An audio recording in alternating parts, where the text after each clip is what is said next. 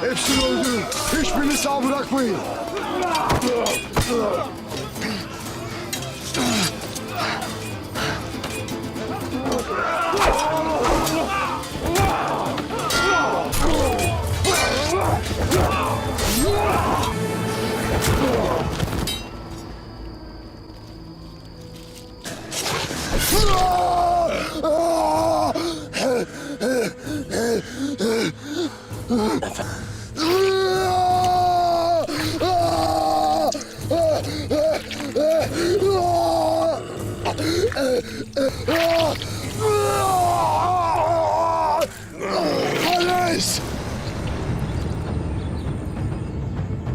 Ertugrul गाजी season 4 के किस्त number 10 में आप सबको खुशामदीद कहते हैं। इस किस्त का आगाज इस सीन से होता है जहां लूकस उस जगह पहुंचता है जहां अर्तुगरुल ने महालिस और उसके आदमियों को मारा होता है। लूकस हैरानगी से लाशों को देखने लगता है, फिर वो महालिस की लाश भी देख लेता है।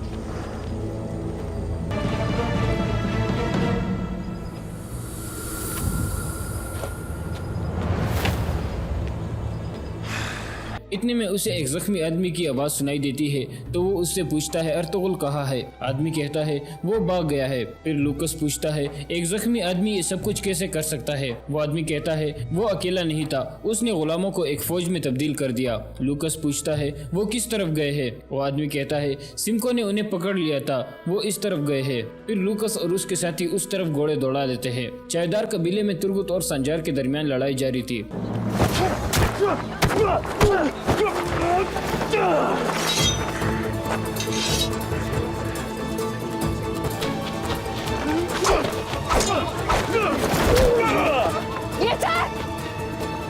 इतने में असलहान और बहादुर भी अपने अपने खेमों से निकल आते हैं। असलहान उन दोनों के दरमियान खड़ी हो जाती है और संजार को कहती है रुक जाओ। इतने में बहादुर भी वहाँ पहुँच जाता है और तुर्गुत को सख्त गुस्से में कहता है तुम्हारी ये जुर्रत। फिर वो चायदार कबीलों के सिपाहियों को कहता है तुम क्या देख रहे हो, इसको रोका क्यों नहीं। एक सिपाही कहता है सारी गलती संजार साहब की है, इन्होंने लड़ाई शुरू की थी। ये सुनकर बहादुर खामोश हो जाता है। फिर असलहान कहती है आप सही सलामत अपने कबीले जाओ तुर्गुत, आपका शुक्रिया कि आप हमारे सिपाहियों को लेकर जंग पर गए थे। सारे सिपाही तुर्गुत के हक में नारे लगाने लगते हैं जबकि बहादुर और संजार परेशान हो जाते हैं। फिर तुर्गुत अपने एक साथी के साथ वहाँ से चला जाता है। दूसरी तरफ सादुद्दीन हनली बाजार के महल में मौजूद था और वो अपने आप से कहता है आ तुर्गुत अल्फ, जब तक मैं तुम्हें अर्तुगरुल की तरह दफन न कर दूं मुझे सुकून नहीं मिलेगा। इतने में गोगतू अंदर दाखिल होकर कहता है अमीर हजरत सुल्तान की तरफ से एक खत आया है। सादुद्दीन कहता है खोल कर पढ़ो। गोगतू पढ़ने लगता है। उसमें लिखा था मेरे वजीर सादुद्दीन, अगर रियासत के हाकिम आला के लिए जाल बिछाया गया है तो जिम्मेदारों को सजा मिलनी चाहिए। मैं आपकी तरफ से किसी पेशरफ का इंतजार कर रहा था लेकिन आप बिल्कुल खामोश हो। जिम्मेदारों से हिसाब लेना आपकी जिम्मेदारी है, आप जल्द से जल्द जिम्मेदारों को सजा दो। ये सुनकर सादुद्दीन कुछ परेशान हो जाता है और फिर कहता है अब वक्त आ गया है कि अर्तुगरुल के कातिलों से हिसाब लिया जाए। हन्नी बाजार बहादुर साहब के कब्जे में जाने के बाद मैं सुल्तान को बता दूंगा कि आरिस ने अर्तुगरुल के लिए जाल बिछाया था। दूसरी तरफ आरिस एंतियोस की गार में मौजूद था और अर्तुगरुल और सिमको का इंतजार कर रहा था। इतने में एक सिपाही अंदर आकर उसे शहंशाह की तरफ से एक खत देता है जिसमें लिखा था अमीर सादुद्दीन के साथ शराकतदारी एक अच्छी पेशरफ्त है। हम आपकी तरफ एक माहिर ताजिर भेजेंगे जिसका आपने मुतालबा किया था। कुछ अरसे में हम अपनी अजीम फौज से तुर्कों पर हमला करके उन्हें तबाह कर देंगे। दूसरी तरफ अर्तुगरुल और उसके साथी सिमको की तलाश में थे। एक जगह पहुंचकर वो घोड़े से उतर आते हैं। अर्तुगरुल निशान देखकर कहता है यहाँ से घोड़े के निशान इस तरफ जा रहे हैं। लेकिन ये कोई जाल हो सकता है। अर्चिस कहता है लेकिन कदमों के निशान दूसरी तरफ जा रहे हैं। फिर अर्तुगरुल कहता है इसका मतलब है कि वो पैदल जा रहा है, वो ज्यादा दूर नहीं जा सकता। फिर वो सब उस तरफ चल पड़ते हैं। इस दौरान लूकस के 2 आदमी चुप कर उन्हें देख लेते हैं और लूकस को खबर देने के लिए वहां से रवाना हो जाते हैं। दूसरी तरफ बहादुर हनली बाजार में सादतीन के पास पहुंच गया था। बहादुर कहता है आपके सामने उस तरह का वाकया नहीं होना चाहिए था मीर हजरत। सादतीन कहता है तुर्गुत तो आइंदा ऐसी गलती नहीं करेगा क्योंकि वो जानता है कि अगली दफा खंजर उसके दिल में लगेगा, लेकिन संजार साहब को रोकना मुश्किल है। उसे कहो कि मोहतात रहे। तुर्गुत एक जंगली है, मैं नहीं चाहता कि आपके बेटे को कोई नुकसान पहुंचे। बहादुर कहता है अगर उसने मेरे बेटे को कोई नुकसान पहुंचाया तो मैं उसे और उसके सारे कबीले को जला डालूंगा। सादतीन कहता है उसका भी वक्त आएगा, लेकिन हमें सुकून और इत्मीनान के साथ काम करना होगा। अभी आप वापस कबीले जाओ और जिरगी के लोगों को बुलाकर उन्हें एतमाद में लो। उन्हें हनली बाजार खरीदने के बारे में बताओ और उन्हें कहो कि अमीर सादतीन मेरे साथ है और वो मुझे इस इलाके का हाकिम आला बनाना चाहते हैं। इसके बाद बहादुर वहाँ से चला जाता है। दूसरी तरफ तुर्गुत वापस काई कबीले में पहुंच गया था और उसने अपने साथियों को सब कुछ बता दिया था। बामसी बहुत गुस्से में आ जाता है और कहता है हम बेटे क्यों है, चलो चलकर उस शाम का सर कुचलते हैं। तुर्गुत कहता है सुकून रखो बामसी, पहले ही हमारे साथ काफी मसले हैं, पहले हमें दुंदार साहब से निपटना होगा। हकीम अर्तु कहता है इस सब के पीछे अमीर सादतीन है, वही बहादुर को यहाँ लाया है और हनली बाजार खरीद कर हमें इन जमीनों से निकालना चाहता है। सामसा कहता है अगर दुंदार साहब ने यहाँ से हिजरत करने का फैसला कर लिया तो हम क्या करेंगे। तुर्गुत कहता है जब तक हम अर्तुगरुल भाई का इंतकाम ना ले ले हम कहीं नहीं जाएंगे। हम अकेले नहीं है, असलहान खातून और उनके सिपाही भी हमारे साथ है। इसके बाद रात का वक्त हो जाता है। हलीमा सुल्तान को ख्वाब आता है कि अर्तुगरुल उसके खेमे में आ गया है और वो दोनों गले लगकर मिलते हैं, लेकिन फिर अर्तुगरुल वहाँ से जाने लगता है। हलीमा कहती है मत जाओ अर्तुगरुल, लेकिन इतने में उसकी आंख खुल जाती है और वो परेशान हो जाती है। दूसरी तरफ सिमको जंगल में एक जगह मौजूद था और वो अपने आप से कह रहा था तुमने मुझसे हर चीज छीन ली अर्तुगरुल, सब कुछ तबाह कर दिया, तुम्हें इसका बहुत बड़ा हिसाब चुकाना पड़ेगा। इतने में अर्तुगरुल और उसके साथी भी उसके करीब पहुंच चुके थे। अर्तुगरुल अर्चिस को कहता है इसको चारों तरफ से घेरे में ले लो, हम इसे भागने नहीं देंगे। फिर वो उसे चारों तरफ से घेर लेते हैं। सिमको अपनी तलवार निकाल कर खड़ा हो जाता है और कहता है हम दोबारा मिल गए अर्तुगरुल साहब, मैंने सुना था कि तुम एक खतरनाक आदमी हो, लेकिन मैंने तुम्हें कम समझा। अर्तुगरुल कहता है तुमने मुझे कम समझने की कीमत अभी तक नहीं चुकाई सिमको। सिमको कहता है तुमने भी नहीं चुकाई अर्तुगरुल, मैंने तुम्हारी जान बचाई थी। अर्तुगरुल पूछता है मेरी जान बचाने के बदले में तुम क्या चाहते हो। सिमको कहता है मुझे सोना चाहिए अर्तुगरुल साहब, तुम मुझे सोना दो, बदले में मैं तुम्हें बताऊंगा कि तुम्हारे लिए जाल किसने बिछाया था। इतने में एक तरफ से तीर आता है जो सीधा सिमको के सीने में लगता है। इसके बाद लूकस और उसके आदमी अर्तुगरुल पर हमला कर देते हैं।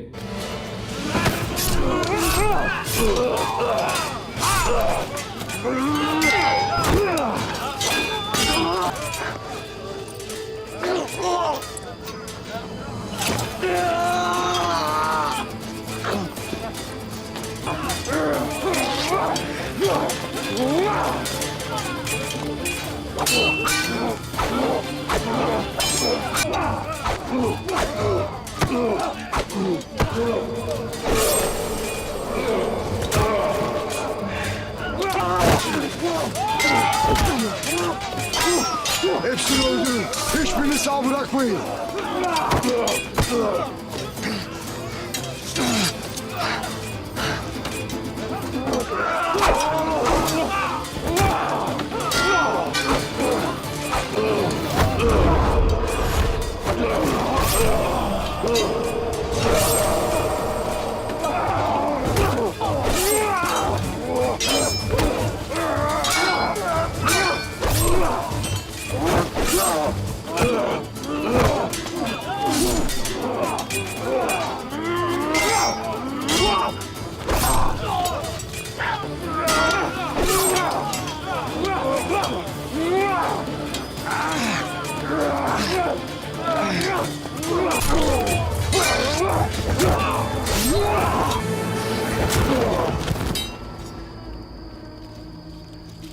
इस लड़ाई में लूकस के सारे आदमी मारे जाते हैं, जबकि सिमको लड़ाई के दौरान भाग गया था। लूकस को अर्तुगरुल ने बेहोश कर दिया था پھر ارسیس کہتا ہے سمکو بھاگ گیا ہے، وہ ہمیں سب کچھ بتانے والا تھا۔ ارطغرل کہتا ہے پریشان مت ہو ارسیس، اب ہمارے پاس کوئی اور ہے وہ سب کچھ بتانے کے لیے۔ چائودار قبیلے میں اسلحان نے بہادر کو مرکزی خیمے میں بلایا ہوا تھا اور اسے کہتی ہے میں صرف قبیلے کی امن و سکون کے لیے خاموش ہوں، لیکن اگر آئندہ اس طرح کا واقعہ ہوا تو میں آپ کو اپنے قبیلے سے بے دخل کر دوں گی۔ بہادر کہتا ہے اگر تم نے مجھے ڈرانے کے لیے یہاں بلایا ہے تو یہ جان لو کہ میں اسے ہلکا نہیں لوں گا، میں یہاں ریاست کے حکم پر آیا ہوں، کوئی بھی مجھے اس قبیلے سے نہیں نکال سکتا۔ اسلحان کہتی ہے امیر سعد الدین آپ کی کوئی مدد نہیں کر پائے گا، یہ قبیلہ میرا ہے اور یہاں میری حکمرانی چلے گی۔ بہادر کہتا ہے یہ میرا بھی قبیلہ ہے اور بہت جلد میں اس قبیلے کا سردار بن جاؤں گا۔ ماضی میں تم نے ارطغرل کے ساتھ مل کر قبیلے کے لیے مشکلات پیدا کی اور اب ترگت الف کے ساتھ مل کر ایسا کر رہی ہو، لیکن اس کا کوئی فائدہ نہیں ہوگا۔ اسلحان کہتی ہے ارطغرل صاحب ریاست اور حق کے راستے پر چل رہے تھے، لیکن آپ کس کے راستے پر چل رہے ہو یہ واضح نہیں ہے، میں یہ قبیلہ آپ کے ہاتھ میں نہیں جانے دوں گی۔ بہادر کہتا ہے ہم دیکھیں گے اسلحان خاتون، ہم دیکھیں گے، اگر دندار کئی قبیلے کی سرداری کا انتخاب جیت گیا تو تمہاری کوئی حیثیت نہیں رہے گی، پھر اگر ارطغرل بھی قبر سے اٹھ کر آ گیا تو تمہیں اس قبیلے کا سردار نہیں رکھ سکے گا۔ یہ کہہ کر بہادر وہاں سے چلا جاتا ہے۔ دوسری طرف جنگل میں ارطغرل کچھ کھانا وغیرہ کھا رہا تھا، اتنے میں لوکس ہوش میں آ جاتا ہے۔ ارطغرل کہتا ہے تو تم جاگ گئے ہو، آ جاؤ کچھ کھا پی لو، تم نے ہمیں بہت کچھ بتانا ہے۔ لوکس کہتا ہے میرے پاس تمہیں بتانے کے لیے کچھ نہیں ہے۔ ارطغرل کہتا ہے ہمیں کوئی جلدی نہیں ہے، ہم تب تک یہی ہے جب تک تم ہمیں بتانے کا فیصلہ نہیں کر لیتے۔ لوکس کہتا ہے میں تمہیں نہیں جانتا، ہم صرف سونا حاصل کرنا چاہتے تھے، لیکن تم غریب نکلے، مجھے مار دو اور یہ سب کچھ ختم کر لو۔ ارسیس کہتا ہے یہ اتنا آسان نہیں ہوگا، موت تمہارے لیے ایک نجات ہوگی۔ پھر ارطغرل کھڑا ہو کر اس کے پاس آ جاتا ہے اور کہتا ہے اب مجھے بتاؤ میرے پیچھے تمہیں کس نے بھیجا تھا؟ لوکس کہتا ہے میں اور میرے آدمی سونے کی تلاش میں تھے، کیا تمہیں سمجھ نہیں آئی؟ ارطغرل اسے مکے مارنے لگتا ہے۔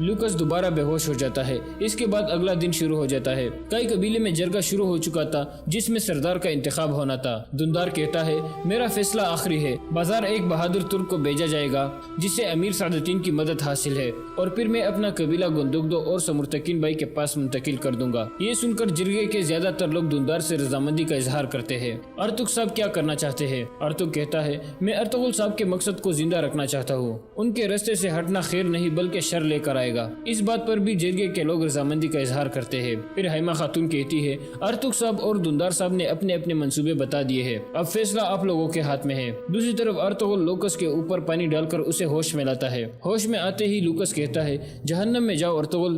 ارطغرل کہتا ہے تو تم میرا نام جانتے ہو، کیا ابھی بھی تم مجھے جاننے سے انکار کرو گے؟ میں نے تمہارے مالک کے سارے سپاہیوں کو ایک ایک کر کے مار دیا تھا اور کبوتر کے ذریعے اس کی طرف ایک پیغام بھیجا تھا، اور پھر اس نے تمہیں میری طرف بھیج دیا، کیا ایسا ہی ہے؟ اب مجھے بتاؤ کہ وہ کبوتر کہاں گیا تھا؟ لوکس کہتا ہے میرے منہ سے خون کے علاوہ کچھ نہیں نکلے گا ارطغرل۔ ارطغرل کہتا ہے تو تم اپنے مالک کے وفادار ہو، دیکھتے ہیں کہ تم کتنے وفادار ہو۔ پھر ارطغرل کہتا ہے وفادار کتے بولو۔ لوکس کہتا ہے اگر تم مجھے مار بھی دو پھر بھی میں نہیں بولوں گا ارطغرل۔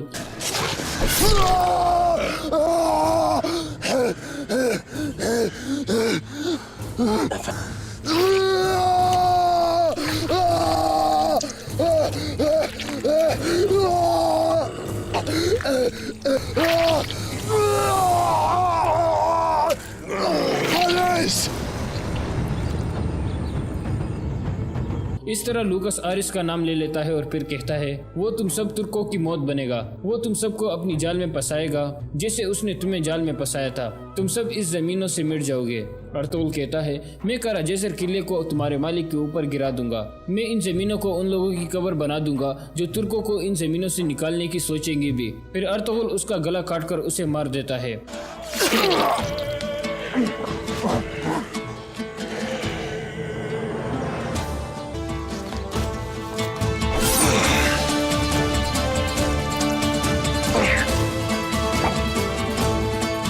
کئی قبیلے میں جرگہ جاری تھا۔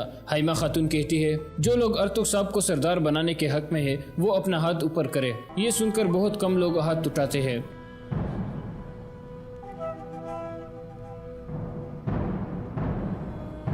پھر حیمہ خاتون کہتی ہے اب جو لوگ دندار صاحب کو سردار بنانے کے حق میں ہیں وہ لوگ ہاتھ کھڑے کرے۔ یہ سن کر جرگے کے کافی لوگ ہاتھ کھڑے کر دیتے ہیں۔ اس طرح فیصلہ ہو جاتا ہے۔ حیمہ خاتون کہتی ہے کئی قبیلے کے سردار دندار صاحب ہوں گے۔ پھر وہ سب کھڑے ہو جاتے ہیں اور دندار کو مبارکباد دینے لگتے ہیں، جبکہ حکیم ارتو غصے میں وہاں سے چلا جاتا ہے۔ اس کے بعد وہ سب سردار کے لیے ضروری روایات پوری کرتے ہیں۔ آخر میں دندار کہتا ہے میں جلد سے جلد بازار بیچ کر واپس اپنے بھائیوں کے پاس جانا چاہتا ہوں۔ یہ سن کر سب لوگ خوشی کا اظہار کرتے ہیں۔ دوسری طرف ارطغرل کہتا ہے ارسیز ابھی ہمیں روانہ ہو جانا چاہیے، ہمارے پاس ضائع کرنے کے لیے وقت بالکل نہیں ہے۔ آرس پہلے ہی میری غیر موجودگی کا فائدہ اٹھا رہا ہوگا۔ ارسیز کہتا ہے ہر چیز آپ کے لیے واضح ہو گئی ہے ارطغرل صاحب، اب آپ کا اگلا قدم کیا ہوگا؟ ارطغرل کہتا ہے اب فتح کا صحیح وقت ہے ہمارے لیے، میں آرس کا سر کاٹ کر اس کے شہنشاہ کو بیچوں گا، اگر ضروری ہوا تو میں کراجیسر قلعے کو جلا کر خاک کر دوں گا۔ ارسیز کہتا ہے تو پھر میں قلعے میں گھس کر آپ کے لیے معلومات اکٹھے کروں گا، آپ یہ جان لے کہ میں اپنی آخری سانس تک آپ کے ساتھ ہوں ارطغرل صاحب۔ ارطغرل اس کا شکریہ ادا کرتا ہے۔ پھر ارسیز اپنے ساتھیوں کو کہتا ہے بہادر جنگجوؤں آپ فوراً البے کے پاس جاؤ، انہیں بتاؤ کہ ارطغرل صاحب صحیح سلامت واپس اپنے قبیلے جا رہے ہیں۔ اس کے بعد وہ سب گھوڑوں پر سوار ہو کر وہاں سے روانہ ہو جاتے ہیں۔ دوسری طرف آرس غار میں بے صبری سے ارطغرل اور سمکو کا انتظار کر رہا تھا۔ اتنے میں ایک سپاہی آ کر کہتا ہے ابھی تک ہمیں کوئی خبر نہیں ملی جناب۔ یہ سن کر وہ سخت غصے میں آ جاتا ہے اور کہتا ہے وہ دونوں ضرور آئیں گے اور میں ان دونوں کو مار ڈالوں گا، تم فوراً جا کر اپنی جگہ کھڑے ہو جاؤ اور جیسے ہی وہ آئے مجھے آگاہ کرو۔ اور اسی کے ساتھ اس قسط کا اختتام ہو جاتا ہے۔ حضرت خالد بن ولید رضی اللہ تعالیٰ عنہ کی زندگی کے خوبصورت واقعات سیرت خالد بن ولید کی قسط نمبر 62 میں آپ سب کو خوش آمدید کہتے ہیں۔ جہاں ہم اس جگہ تک پہنچے تھے، تھوڑی دیر بعد ایک اور مجاہد بے ہوش ہو کر اونٹ سے گرا، وہ اٹھا اور ان کی طرف آنے کے بجائے دوسری طرف چل پڑا، کوئی بھی اس کے پیچھے نہ گیا۔ پیچھے نہ جانے کی ایک وجہ یہ بھی تھی کہ سب کی آنکھیں بند تھی، ایک ریت کی چمک اور تپش آنکھیں کھولنے ہی نہیں دیتی تھی۔ چوتھا دن جو پانی کے بغیر گزر رہا تھا صحیح معنوں میں جہنم کے دنوں میں سے ایک تھا۔ ایسے لگتا تھا جیسے سورج اور نیچے آ گیا ہو۔ پہلے تو سب خود آنکھیں بند رکھتے تھے کیونکہ چمک اور تپش آنکھوں کو جلاتی تھی، اب آنکھیں کھلتی ہی نہیں تھی۔ اونٹ تک ہارنے لگے تھے۔ کوئی اونٹ بڑی خوفناک آواز نکالتا، بیٹھنے کے لیے اگلی ٹانگوں کو دوہری کرتا اور ایک پہلو پر لڑک جاتا تھا۔ سوار بھی گرتا مگر اس میں اٹھنے کی ہمت نہیں ہوتی تھی۔ لشکر میں ہر کسی کی آنکھیں بند تھی اور دماغ بیکار ہو گئے تھے۔ انہیں محسوس ہی نہیں ہوتا تھا کہ ان کا کوئی ساتھی اونٹ سے گر پڑا ہے یا یہ کہ اس کا اونٹ بھی گر پڑا ہے اور اسے اٹھا کر اپنے ساتھ اونٹ پر بٹھا لے۔ سراب کا شکار ہونے والوں کی تعداد بڑھتی جا رہی تھی۔ خود خالد رضی اللہ تعالیٰ عنہ کی حالت ایسی ہو گئی تھی کہ انہیں کچھ پتہ نہیں چل رہا تھا کہ لشکر میں کیا ہو رہا ہے۔ وہ تو عزم اور ایمان کی قوت تھی جو انہیں زندہ رکھے ہوئی تھی، اور یہ اونٹ تھے جو چلے جا رہے تھے۔ اگر اونٹ رک جاتے تو لشکر کا کوئی ایک بھی فرد ایک قدم نہ چل سکتا۔ گھوڑوں کے منہ کھل گئے تھے اور زبانیں لٹک آئی تھی۔ مجاہدین کی زبانیں سوج گئی تھی، حلق میں کانٹے چبھ رہے تھے، اس وجہ سے ان کے منہ بھی کھل گئے تھے۔ وہ تو اب لاشوں کی مانند ہو گئے تھے، اونٹوں کے پیٹوں پر اپنے آپ کو سنبھال نہیں سکتے تھے، اس لیے ان میں سے کوئی نہ کوئی گر پڑتا تھا۔ اب وہ عالم نرزخ کے قریب پہنچ رہے تھے، جسموں کی نمی خشک ہو چکی تھی۔ رات کو لشکر رکا، تمام رات مجاہدین نے جاگتے گزاری، جسموں کے اندر سوئیاں چپتی تھی، زبانوں کی حالت ایسی تھی جیسے منہ میں کسی نے لکڑی کا ٹکڑا رکھ دیا ہو۔ سفر کے آخری دن کا سورج طلوع ہو کر مجاہدین کو موت کا پیغام دینے لگا۔ کئی مجاہدین اونٹوں پر بے ہوش ہو گئے۔ وہ خوش قسمت تھے جو لڑک کر گرے نہیں۔ یہ لشکر اب ایک لشکر کی طرح نہیں جا رہا تھا، اونٹ بکھر گئے تھے، بعض بہت پیچھے رہ گئے تھے، کئی دائیں اور بائیں پھیل گئے تھے، رفتار خطرناک حد تک سست ہو گئی تھی۔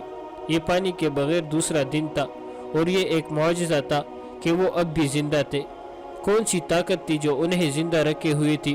وہ اللہ کا وہ پیغام تھا جو رسول اکرم صلی اللہ علیہ وسلم لائے تھے، اور یہ مجاہدین انسانیت کی نجات کے لیے اللہ کا یہ پیغام زمین کے گوشے گوشے تک پہنچانے کے لیے صحرا کی آگ میں سے گزر رہے تھے۔ اللہ نے انہیں بڑی ہی اذیتناک آزمائش میں ڈال دیا تھا اور اس کی ذات انہیں زندہ رکھے ہوئی تھی۔ غروب آفتاب سے پہلے خالد رضی اللہ تعالیٰ عنہ اپنے اونٹ کو رافع بن عمیرہ کے ان کے قریب لے گئے۔ ابن عمیرہ خالد رضی اللہ تعالیٰ عنہ نے بڑی مشکل سے یہ الفاظ زبان سے نکالے، کیا اب ہمیں اس چشمے پر نہیں ہونا چاہیے تھا جس کا تو نے ذکر کیا تھا، سویا ایک ہی منزل دور رہ گیا ہوگا۔ اللہ تجھے سلامت رکھے۔ ولید کے بیٹے رافع بن عمیرہ نے کہا، میں آشوب چشم کا مریض تھا، اس صحرا نے میری آنکھوں کا نور ختم کر دیا ہے، میں اب کیسے دیکھوں گا؟ کیا تو اندھا ہو گیا ہے؟ خالد رضی اللہ تعالیٰ عنہ نے گھبرائی ہوئی آواز میں پوچھا، جو تو دیکھ سکتا تھا وہ ہم میں سے کوئی بھی نہیں دیکھ سکتا، کیا ہم بھٹک گئے ہیں؟ مورخ واقدی اور طبری نے لکھا ہے کہ رافع بن عمیرہ کی بینائی ختم ہو گئی تھی، اس نے ذہن میں کچھ حساب رکھا ہوا تھا۔ ان دونوں مورخوں نے اس کے صحیح الفاظ اپنی تحریروں میں نقل کیے ہیں۔ ابن ولید رافع نے کہا، لشکر یہی روک لے، اپنے کچھ آدمیوں کو آگے بھیج، انہیں کہہ کہ وہ عورتوں کی پستانوں کی شکل کے 2 ٹیلوں کو تلاش کرے۔ خالد رضی اللہ تعالیٰ عنہ نے کچھ آدمیوں کو آگے بھیج دیا، یہ آدمی جلدی ہی واپس آ گئے اور انہوں نے بتایا کہ وہ 2 ٹیلے دیکھ آئے ہیں۔ رافع نے خالد رضی اللہ تعالیٰ عنہ سے کہا کہ اللہ کے کرم سے وہ صحیح راستے پر جا رہے ہیں، لشکر کو آگے لے چلو۔ ابن ولید رافع بن عمیرہ نے کہا، اب اپنے آدمیوں سے کہے کہ ایک درخت کو ڈھونڈے جس پر کانٹے ہی کانٹے ہوں گے اور وہ کوئی اونچا درخت نہیں ہوگا، وہ دور سے اس طرح نظر آئے گا جیسے کوئی آدمی بیٹھا ہوا ہے، یہ درخت ان دونوں ٹیلوں کے درمیان ہوگا۔ آدمی گھوم پھر کر واپس آ گئے اور انہوں نے یہ جانکاری بھی سنائی کہ انہوں نے ٹیلوں کے درمیان ارد گرد بلکہ دور دور تک کوئی ایسا درخت نہیں دیکھا۔ رافع بن عمیرہ نے کہا، سمجھ لو کہ ہم سب مر گئے ہیں۔ اس نے کچھ سوچ کر اور قدرے جنجلا کر کہا، ایک بار پھر جاؤ، درخت مل جائے گا، ریت کے اندر ڈھونڈو۔ آدمی پھر گئے، برچہ اور تلواریں ریت میں مار مار کر مطلوبہ درخت کو کھوجنے لگے۔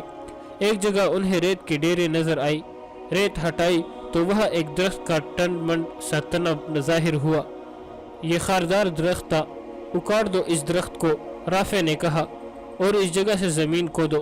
زمین اتنی زیادہ نہیں کھودی گئی تھی لیکن پانی امٹ پڑا اور ندی کی طرح بہنے لگا۔ اس گڑھے کو کھود کھود کر کھلا کرتے چلے گئے حتیٰ کہ یہ ایک وسیع تالاب بن گیا۔ لشکر کے مجاہدین اس پانی پر ٹوٹ پڑے۔ واقدی لکھتا ہے کہ یہ پانی اتنا زیادہ تھا کہ اتنے بڑے لشکر نے پیا، پھر اونٹوں اور گھوڑوں نے پیا، تب بھی یہ امٹتا رہا۔ مجاہدین نے مشکیزیں بھر لیے، تب انہیں خیال آیا کہ معلوم نہیں ان کے کتنے ساتھی پیچھے رہ گئے ہیں۔ اونٹ بھی تر و تازہ ہو چکے تھے اور انسان بھی۔ اپنے ساتھیوں کا خیال آتے ہی کئی مجاہدین اونٹوں پر سوار ہوئے اور واپس چلے گئے۔ وہ منظر بڑا ہولناک تھا، جگہ جگہ کوئی نہ کوئی مجاہد اور کوئی اونٹ یا گھوڑا ریت پر بے ہوش پڑا جل رہا تھا۔ مجاہدین نے ان کے منہ میں پانی ڈالا اور انہیں اپنے ساتھ لے آئے۔ بعض مجاہدین شہید ہو چکے تھے، انہیں ان کے ساتھیوں نے وہی دفن کر دیا۔ ابن عمیرہ خالد رضی اللہ تعالیٰ عنہ نے رافع بن عمیرہ کو گلے سے لگا کر کہا، تو نے لشکر کو بچا لیا۔ اللہ نے لشکر کو بچایا ہے ابن ولید۔ رافع نے کہا، میں اس چشمے پر صرف ایک بار آیا تھا اور یہ 30 سال پہلے کا واقعہ ہے۔ میں اس وقت کم سن لڑکا تھا اور میرا باپ مجھے اپنے ساتھ لایا تھا۔ اس چشمے کو اب ریت نے چھپا لیا تھا، لیکن مجھے یقین تھا کہ یہ چشمہ موجود ہے۔ یہ اللہ کا خاص کرم ہے کہ چشمہ موجود تھا۔ ان مجاہدین کی مہم اس سفر پر ختم نہیں ہو گئی تھی، یہ تو آزمائش کی ایک کڑی تھی جس میں سے وہ گزر آئے تھے۔ ان کا اصل امتحان ابھی باقی تھا۔ شام کی سرحد تک پہنچنے کے لیے ابھی 2 منزلیں باقی تھی، لیکن وہ کٹن نہیں تھی۔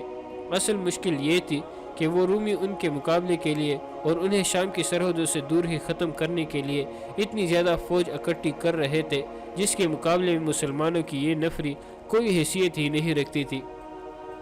اسلامی فوج کی نفری تو پہلے ہی کم تھی اور خالد رضی اللہ تعالیٰ عنہ 9000 نفری کے جو کمک لے کر گئے تھے اس کے ہر فرد کو بالکل خشک اور ناقابل برداشت حد سے بھی زیادہ گرم صحرا نے 5 دنوں میں چوس لیا تھا۔ ان کے جسموں میں دم ختم ہو چکا تھا، ان میں کچھ تو شہید ہو گئے تھے اور کچھ ایسے تھے جن پر صحرا نے بہت برا اثر کیا تھا۔ وہ 8-10 دنوں کے لیے بیکار ہو گئے تھے۔ باقی نفری کو بھی 2-3 دن آرام کی ضرورت تھی، لیکن احوال و قوائف ایسے تھے کہ انہیں آرام کی مہلت نہیں مل سکتی تھی۔ دشمن بیدار اور تیار تھا اور یہ بڑا ہی طاقتور دشمن تھا۔ اس وقت کے ملک شام پر رومی حکمران تھے۔ ان کی فوج اس دور کی مشہور طاقتور اور مضبوط فوج تھی۔ اس دور میں 2 ہی شاہی فوجیں مشہور تھی، ایک فارس کی فوج اور دوسری رومیوں کی۔ दूर दूर तक इन दोनों फौजों की दाग बैठी हुई थी। नफरी ज्यादा होने के अलावा उनके हथियार बरतर थे। रूम की फौज के मुतल्लिक तारीख नवीसों ने लिखा है कि जिस रास्ते से गुजरती थी उस रास्ते की बस्तियां खाली हो जाती थी। फारस की जंगी ताकत को तो मुसलमानों ने बड़ी तोड़ी नफरी से ख़त्म कर दिया था और इराक के बेशुमार इलाके पर कब्जा कर लिया था। अब मुसलमान दूसरी बड़ी जंगी ताकत को ललकार रहे थे। रूमी अकेले नहीं थे, उनका इत्तेहादी गस्सान का बड़ा ही ताकतवर कबीला था। रूमी जब उन इलाकों में आए तो गस्सान वाहिद कबीला था जिसने रूमियों का मुकाबला किया था। ये मुकाबला चंद दिनों या महीनों पर ख़त्म नहीं हो गया था, बल्कि गस्सानी बड़ी लंबी मुद्दत तक लड़ते रहे थे।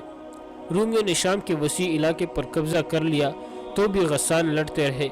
वो रूमी फौज की सरहदी चौकियों पर शबखून मारते थे और कभी रोमियों के मकबूजा इलाके में दूर अंदर जाकर भी हमले करते थे। गस्सानी और रूमियों की ये जंग नस्ल बाद नस्ल चलती रही। आखिर रूमियों को तस्लीम करना पड़ा कि गस्सानी एक कबीला नहीं कौम है और उन्हें तेग नहीं किया जा सकता। चनांचा रूमियों ने गस्सानियों की अलग कौम हैसियत तस्लीम कर ली और उन्हें शाम का कुछ इलाका देकर उन्हें इस तरह की खुद मुख्तारी दे दी कि उनका अपना बादशाह होगा और वो किसी हद तक रूम के बादशाह के मातहत होगा। ये बड़ा पुराना वाक़या है। वक़्त गुजरने के साथ गस्सानी कबीला ऐसी सूरत इख्तियार कर गया कि उसके शाही ख़ानदान को रूम का शाही ख़ानदान समझा जाने लगा। आज के उर्दन और जनूबी शाम पर गस्सानियों की हुक्मरानी थी। ये भी रूमियों की तरह एक बादशाही थी जिसकी फ़ौज मुंजिम और ताकतवर थी और उसे हथियारों के मामले में भी बरतरी हासिल थी। उस बादशाही का पाया तख्त बसरा था। मुसलमान रोमियों और गस्सानियों को ललकार कर बहुत बड़ा ख़तरा मोल ले रहे थे। जंग का ये दस्तूर है कि हमला आवर फौज की नफरी उस मुल्क की फौज से 3 गुना हो तो दुगनी ज़रूर होनी चाहिए, क्योंकि जिस फौज पर हमला किया जाता है वो किला बंद होती है और वो ताज़ा दम भी होती है। हमला आवर फौज बड़ा लंबा सफ़र करके आती है, इसलिए वो ताज़ा दम नहीं होती। जिस फौज पर हमला किया जाता है वो अपने मुल्क में होती है जहाँ उसे रस्त और कुमक की सहूलत मौजूद होती है। उसके मुकाबले में हमला आवर फौज इस सहूलत से महरूम होती है। वहाँ का बच्चा बच्चा हमला आवर फौज का दुश्मन होता है। मुसलमान जब शाम पर हमला करने गए तो उनकी नफरी 34,000 थी। 28,000 पहले वहाँ मौजूद थी और कम व बेश 9,000 खालिद रज़ियल्लाहु तआला अन्हु लेकर गए थे। ये 9,000 मुजाहिदीन फौरी तौर पर लड़ने के काबिल नहीं थे। जिस मुल्क पर वो हमला करने गए थे वह कम व बेश 1.5 लाख नफरी की ताज़ा दम फौज मौजूद थी और मुकाबले के लिए बिल्कुल तैयार। 5 दिनों की भयानक सफ़र के बाद जब मुजाहिदीन ने चश्मे से पानी पी लिया, खाना भी खा लिया, तो उन पर गनूदगी का तारी होना कुदरती था। उन्हें तवक्का थी कि उन्हें कुछ देर आराम की मोहलत मिलेगी। आराम उनका हक भी था, लेकिन अपने सालार आला खालिद रज़ियल्लाहु तआला अन्हु को देखा। खालिद रज़ियल्लाहु तआला अन्हु अब उनके बजाय अपने घोड़े पर सवार थे। इसका मतलब ये था कि एक लम्हे का भी आराम नहीं मिलेगा। मुर्रिख वाक़दी ने लिखा है कि खालिद रज़ियल्लाहु तआला अन्हु ने हल्की सी ज़रा पहन रखी थी। उन्होंने ये ज़रा इस चश्मे पर आकर पहनी थी। ज़रा मसलमा कज़्ज़ाब की थी। खालिद रज़ियल्लाहु तआला अन्हु ने जब उसे शिकस्त दी थी तो उसकी ज़रा उतरवा कर अपने पास रख ली थी। ये इर्तिदार पर फतह हासिल करने की यादगार थी। उस फतह की एक निशानी और भी खालिद रज़ियल्लाहु तआला अन्हु के पास थी। ये तलवार थी। ये भी मसलमा कज़्ज़ाब की ही थी। खालिद रज़ियल्लाहु तआला अन्हु ने वही तलवार कमर से बांध रखी थी। वाक़दी के मुताबिक खालिद रज़ियल्लाहु तआला अन्हु के सर पर जंजीरों वाली खोद थी और खोद पर उन्होंने अमामा बांधा हुआ था। अमामा का रंग सुर्ख था। खोद की नीचे उन्होंने जो टोपी पहन रखी थी वो भी सुर्ख रंग की ही थी। खालिद रज़ियल्लाहु तआला अन्हु के हाथ में सियाह और सफ़ेद रंग का परचम था, जो सिर्फ इसलिए मुकद्दस नहीं था कि ये कौमी परचम था, बल्कि इसलिए ये परचम हर लड़ाई में रसूल अकरम सल्लल्लाहु अलैहि वसल्लम अपने साथ रखते थे। और जब आप सल्लल्लाहु अलैहि वसल्लम ने खालिद रज़ियल्लाहु तआला अन्हु को सैफुल्लाह, अल्लाह की तलवार का लक़ब अता फरमाया तो उसके साथ उन्होंने ये परचम भी दिया था। इस परचम का नाम औक़ाब था। 9,000 मुजाहिदीन में जहाँ सहाबा कराम रज़ियल्लाहु तआला अन्हु भी थे, वहाँ खालिद रज़ियल्लाहु तआला अन्हु के अपने फर्जंद अब्दुर्रहमान भी थे, जिनकी उम्र 18 साल थी, और उनमें अमीरुल मोमिनीन अबू बकर रज़ियल्लाहु तआला अन्हु के नौजवान फर्जंद भी थे। उनका नाम भी अब्दुर्रहमान ही था। मुजाहिदीन का पी कर इधर उधर बैठ गए انہوں نے اپنے سالار اعلیٰ کو گھوڑے پر سوار اپنے درمیان گھومتے پھرتے دیکھا تو سب اٹھ کھڑے ہوئے۔ خالد رضی اللہ تعالیٰ عنہ نے زبان سے کچھ بھی نہ کہا، وہ ہر ایک کی طرف دیکھتے اور مسکراتے تھے۔ ان کی خود اور ذرہ دیکھ کر اور ان کے ہاتھوں میں رسول اللہ صلی اللہ علیہ وسلم کا پرچم دیکھ کر مجاہدین سمجھ گئے کہ ان کے سالار اعلیٰ چلنے کو تیار ہے۔ تمام مجاہدین کسی حکم کے بغیر اٹھ کھڑے ہوئے اور اپنے اونٹوں کے بجائے گھوڑوں پر سوار ہو گئے۔ وہ جان گئے کہ اللہ کی شمشیر تھوڑی دیر کے لیے بھی نیام میں نہیں جائے گی۔ خالد رضی اللہ تعالیٰ عنہ کی جان فزا مسکراہٹ نے پورے لشکر کی تکن دور کر دی۔ لشکر چلنے کے لیے تیار ہو گیا۔ ولید کے بیٹے یہ دیکھ، ایک آدمی پرجوش لہجے میں کہتا اور دوڑتا آ رہا تھا، یہ دیکھ ولید کے بیٹے، اللہ نے میری بینائی مجھے لوٹا دی ہے، میں دیکھ سکتا ہوں، میں تجھے دیکھ رہا ہوں، بے شک اللہ ایمان والوں پر کرم کرتا ہے۔ کسی نے بلند آواز سے کہا، اللہ رحیم و کریم ہے۔ کسی اور نے نعرہ لگایا، یہ تھا رافع بن عمیرہ جس نے اس لشکر کی رہنمائی اس خطرناک صحرا میں کی تھی۔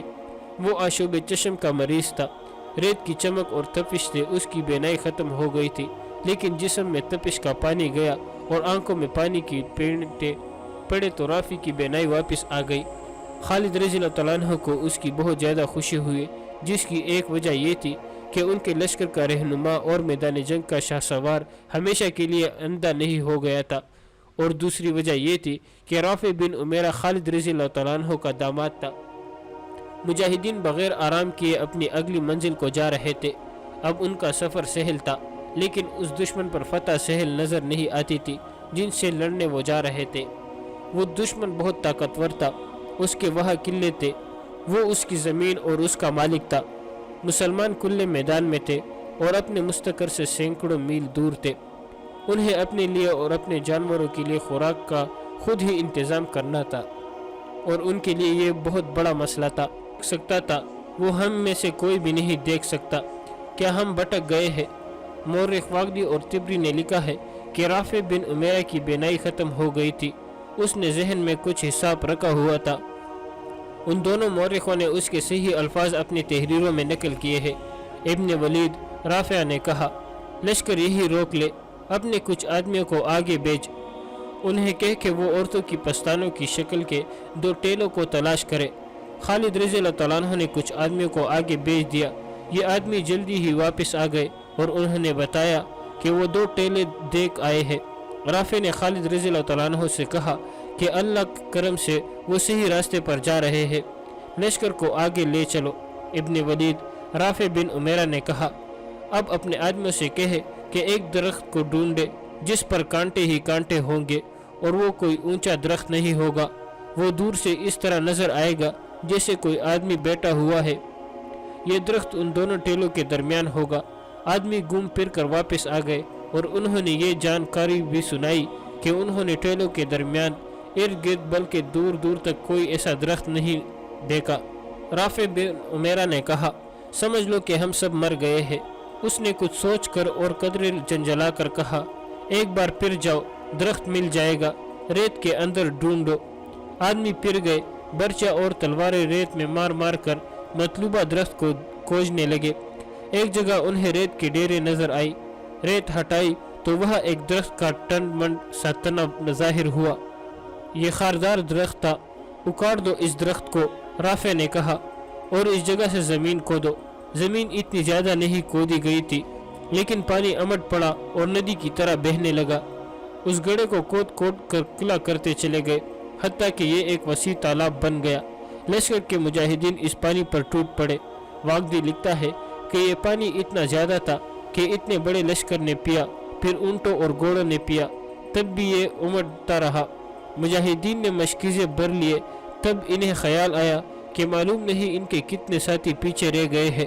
اونٹ بھی تر و تازہ ہو چکے تھے اور انسان بھی۔ اپنے ساتھیوں کا خیال آتے ہی کئی مجاہدین اونٹوں پر سوار ہوئے اور واپس چلے گئے۔ وہ منظر بڑا ہولناک تھا، جگہ جگہ کوئی نہ کوئی مجاہد اور کوئی اونٹ یا گھوڑا ریت پر بے ہوش پڑا جل رہا تھا۔ مجاہدین نے ان کے منہ میں پانی ڈالا اور انہیں اپنے ساتھ لے آئے۔ بعض مجاہدین شہید ہو چکے تھے، انہیں ان کے ساتھیوں نے وہی دفن کر دیا۔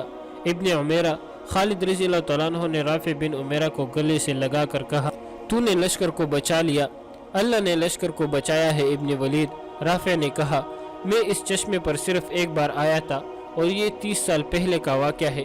میں اس وقت کم سن لڑکا تھا اور میرا باپ مجھے اپنے ساتھ لایا تھا۔ اس چشمے کو اب ریت نے چھپا لیا تھا، لیکن مجھے یقین تھا کہ یہ چشمہ موجود ہے۔ یہ اللہ کا خاص کرم ہے کہ چشمہ موجود تھا۔ ان مجاہدین کی مہم اس سفر پر ختم نہیں ہو گئی تھی۔ یہ تو آزمائش کی ایک کڑی تھی جس میں سے وہ گزر آئے تھے۔ ان کا اصل امتحان ابھی باقی تھا۔ شام کی سرحد تک پہنچنے کے لیے ابھی 2 منزلیں باقی تھی، لیکن وہ کٹن نہیں تھی۔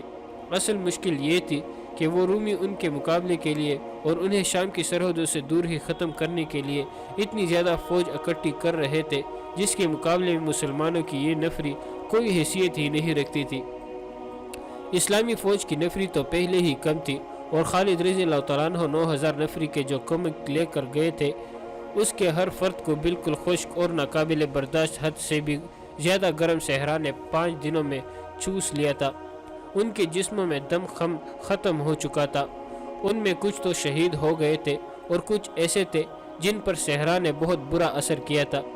وہ 8-10 دنوں کے لیے بیکار ہو گئے تھے۔ باقی نفری کو بھی 2-3 دن آرام کی ضرورت تھی، لیکن احوال و قوائف ایسے تھے کہ انہیں آرام کی مہلت نہیں مل سکتی تھی۔ دشمن بیدار اور تیار تھا اور یہ بڑا ہی طاقتور دشمن تھا۔ اس وقت کے ملک شام پر رومی حکمران تھے۔ ان کی فوج اس دور کی مشہور طاقتور اور مضبوط فوج تھی۔ اس دور میں 2 ہی شاہی فوجیں مشہور تھی، ایک فارس کی فوج اور دوسری رومیوں کی۔ دور دور تک ان دونوں فوجوں کی داغ بیٹھی ہوئی تھی۔ نفری زیادہ ہونے کے علاوہ ان کے ہتھیار برتر تھے۔ روم کی فوج کے متعلق تاریخ نویسوں نے لکھا ہے کہ جس راستے سے گزرتی تھی اس راستے کی بستیاں خالی ہو جاتی تھی۔ فارس کی جنگی طاقت کو تو مسلمانوں نے بڑی توڑی نفری سے ختم کر دیا تھا اور عراق کے بے شمار علاقے پر قبضہ کر لیا تھا۔ اب مسلمان دوسری بڑی جنگی طاقت کو للکار رہے تھے۔ رومی اکیلے نہیں تھے، ان کا اتحادی غسان کا بڑا ہی طاقتور قبیلہ تھا۔ رومی جب ان علاقوں میں آئے تو غسان واحد قبیلہ تھا جس نے رومیوں کا مقابلہ کیا تھا۔ یہ مقابلہ چند دنوں یا مہینوں پر ختم نہیں ہو گیا تھا، بلکہ غسانی بڑی لمبی مدت تک لڑتے رہے تھے۔ رومیوں نے شام کے وسیع علاقے پر قبضہ کر لیا تو بھی غسان لڑتے رہے۔ وہ رومی فوج کی سرحدی چوکیوں پر شبخون مارتے تھے اور کبھی رومیوں کے مقبوضہ علاقے میں دور اندر جا کر بھی حملے کرتے تھے۔ غسانی اور رومیوں کی یہ جنگ نسل بعد نسل چلتی رہی۔ آخر رومیوں کو تسلیم کرنا پڑا کہ غسانی ایک قبیلہ نہیں قوم ہے اور انہیں تیغ نہیں کیا جا سکتا۔ چنانچہ رومیوں نے غسانیوں کی الگ قوم حیثیت تسلیم کر لی اور انہیں شام کا کچھ علاقہ دے کر انہیں اس طرح کی خود مختاری دے دی کہ ان کا اپنا بادشاہ ہوگا اور وہ کسی حد تک روم کے بادشاہ کے ماتحت ہوگا۔ یہ بڑا پرانا واقعہ ہے۔ وقت گزرنے کے ساتھ غسانی قبیلہ ایسی صورت اختیار کر گیا کہ اس کے شاہی خاندان کو روم کا شاہی خاندان سمجھا جانے لگا۔ آج کے اردن اور جنوبی شام پر غسانیوں کی حکمرانی تھی۔ یہ بھی رومیوں کی طرح ایک بادشاہی تھی جس کی فوج منظم اور طاقتور تھی اور اسے ہتھیاروں کے معاملے میں بھی برتری حاصل تھی۔ اس بادشاہی کا پایا تخت بصرہ تھا۔ مسلمان رومیوں اور غسانیوں کو للکار کر بہت بڑا خطرہ مول لے رہے تھے۔ جنگ کا یہ دستور ہے کہ حملہ آور فوج کی نفری اس ملک کی فوج سے 3 گنا ہو تو دگنی ضرور ہونی چاہیے، کیونکہ جس فوج پر حملہ کیا جاتا ہے وہ قلعہ بند ہوتی ہے اور وہ تازہ دم بھی ہوتی ہے۔ حملہ آور فوج بڑا لمبا سفر کر کے آتی ہے، اس لیے وہ تازہ دم نہیں ہوتی۔ جس فوج پر حملہ کیا جاتا ہے وہ اپنے ملک میں ہوتی ہے جہاں اسے رسد اور کمک کی سہولت موجود ہوتی ہے۔ اس کے مقابلے میں حملہ آور فوج اس سہولت سے محروم ہوتی ہے۔ وہاں کا بچہ حملہ آور فوج کا دشمن ہوتا ہے۔ مسلمان جب شام پر حملہ کرنے گئے تو ان کی نفری 34,000 تھی۔ 28,000 پہلے وہاں موجود تھی اور کم و بیش 9,000 خالد رضی اللہ تعالیٰ عنہ لے کر گئے تھے۔ یہ 9,000 مجاہدین فوری طور پر لڑنے کے قابل نہیں تھے۔ جس ملک پر وہ حملہ کرنے گئے تھے وہاں کم و بیش 1.5 لاکھ نفری کی تازہ دم فوج موجود تھی اور مقابلے کے لیے بالکل تیار۔ 5 دنوں کی بھیانک سفر کے بعد جب مجاہدین نے چشمے سے پانی پی لیا، کھانا بھی کھا لیا، تو ان پر غنودگی کا طاری ہونا قدرتی تھا۔ انہیں توقع تھی کہ انہیں کچھ دیر آرام کی مہلت ملے گی۔ آرام ان کا حق بھی تھا، لیکن اپنے سالار اعلیٰ خالد رضی اللہ تعالیٰ عنہ کو دیکھا۔ خالد رضی اللہ تعالیٰ عنہ اب ان کے بجائے اپنے گھوڑے پر سوار تھے۔ اس کا مطلب یہ تھا کہ ایک لمحے کا بھی آرام نہیں ملے گا۔ مورخ واقدی نے لکھا ہے کہ خالد رضی اللہ تعالیٰ عنہ نے ہلکی سی زرہ پہن رکھی تھی۔ انہوں نے یہ زرہ اس چشمے پر آ کر پہنی تھی۔ زرہ مسلمہ کذاب کی تھی۔ خالد رضی اللہ تعالیٰ عنہ نے جب اسے شکست دی تھی تو اس کی زرہ اتروا کر اپنے پاس رکھ لی تھی۔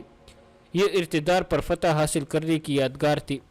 اس فتح کی ایک نشانی اور بھی خالد رضی اللہ تعالیٰ عنہ کے پاس تھی، یہ تلوار تھی۔ یہ بھی مسلمہ کذاب کی ہی تھی۔ خالد رضی اللہ تعالیٰ عنہ نے وہی تلوار کمر سے باندھ رکھی تھی۔ واقدی کے مطابق خالد رضی اللہ تعالیٰ عنہ کے سر پر زنجیروں والی خود تھی اور خود پر انہوں نے عمامہ باندھا ہوا تھا۔ عمامہ کا رنگ سرخ تھا۔ خود کی نیچے انہوں نے جو ٹوپی پہن رکھی تھی وہ بھی سرخ رنگ کی ہی تھی۔ خالد رضی اللہ تعالیٰ عنہ کے ہاتھ میں سیاہ اور سفید رنگ کا پرچم تھا، جو صرف اس لیے مقدس نہیں تھا کہ یہ قومی پرچم تھا، بلکہ اس لیے یہ پرچم ہر لڑائی میں رسول اکرم صلی اللہ علیہ وسلم اپنے ساتھ رکھتے تھے۔ اور جب آپ صلی اللہ علیہ وسلم نے خالد رضی اللہ تعالیٰ عنہ کو سیف اللہ، اللہ کی تلوار کا لقب عطا فرمایا تو اس کے ساتھ انہوں نے یہ پرچم بھی دیا تھا۔ اس پرچم کا نام عقاب تھا۔ 9000 مجاہدین میں جہاں صحابہ کرام رضی اللہ تعالیٰ عنہ بھی تھے، وہاں خالد رضی اللہ تعالیٰ عنہ کے اپنے فرزند عبد الرحمن بھی تھے، جن کی عمر 18 سال تھی، اور ان میں امیر المومنین ابو بکر رضی اللہ تعالیٰ عنہ کے نوجوان فرزند بھی تھے، ان کا نام بھی عبد الرحمن ہی تھا۔ مجاہدین کا پی کر ادھر ادھر بیٹھ گئے۔ انہوں نے اپنے سالار اعلیٰ کو گھوڑے پر سوار اپنے درمیان گھومتے پھرتے دیکھا تو سب اٹھ کھڑے ہوئے۔ خالد رضی اللہ تعالیٰ عنہ نے زبان سے کچھ بھی نہ کہا، وہ ہر ایک کی طرف دیکھتے اور مسکراتے تھے۔ ان کی خود اور ذرہ دیکھ کر اور ان کے ہاتھوں میں رسول اللہ صلی اللہ علیہ وسلم کا پرچم دیکھ کر مجاہدین سمجھ گئے کہ ان کے سالار اعلیٰ چلنے کو تیار ہے۔ تمام مجاہدین کسی حکم کے بغیر اٹھ کھڑے ہوئے اور اپنے اونٹوں کے بجائے گھوڑوں پر سوار ہو گئے۔ وہ جان گئے کہ اللہ کی شمشیر تھوڑی دیر کے لیے بھی نیام میں نہیں جائے گی۔ خالد رضی اللہ تعالیٰ عنہ کی جان فزا مسکراہٹ نے پورے لشکر کی تکن دور کر دی۔ لشکر چلنے کے لیے تیار ہو گیا۔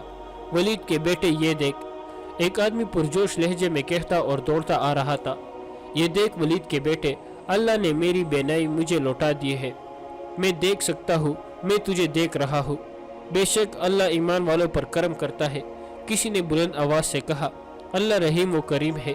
کسی اور نے نعرہ لگایا، یہ تھا رافع بن عمیرہ جس نے اس لشکر کی رہنمائی اس خطرناک صحرا میں کی تھی۔ وہ آشوب چشم کا مریض تھا، ریت کی چمک اور تپش سے اس کی بینائی ختم ہو گئی تھی، لیکن جسم میں تپش کا پانی گیا اور آنکھوں میں پانی کی پینٹیں پڑے تو رافع کی بینائی واپس آ گئی۔ خالد رضی اللہ تعالیٰ عنہ کو اس کی بہت زیادہ خوشی ہوئی، جس کی ایک وجہ یہ تھی کہ ان کے لشکر کا رہنما اور میدان جنگ کا شاہ سوار ہمیشہ کے لیے اندھا نہیں ہو گیا تھا، اور دوسری وجہ یہ تھی کہ رافع بن عمیرہ خالد رضی اللہ تعالیٰ عنہ کا داماد تھا۔ مجاہدین بغیر آرام کیے اپنی اگلی منزل کو جا رہے تھے۔ اب ان کا سفر سہل تھا، لیکن اس دشمن پر فتح سہل نظر نہیں آتی تھی جن سے لڑنے وہ جا رہے تھے۔ وہ دشمن بہت طاقتور تھا، اس کے وہاں قلعے تھے، وہ اس کی زمین اور اس کا مالک تھا۔ مسلمان کھلے میدان میں تھے اور اپنے مستقر سے سینکڑوں میل دور تھے۔ انہیں اپنے لیے اور اپنے جانوروں کے لیے خوراک کا خود ہی انتظام کرنا تھا، اور ان کے لیے یہ بہت بڑا مسئلہ تھا۔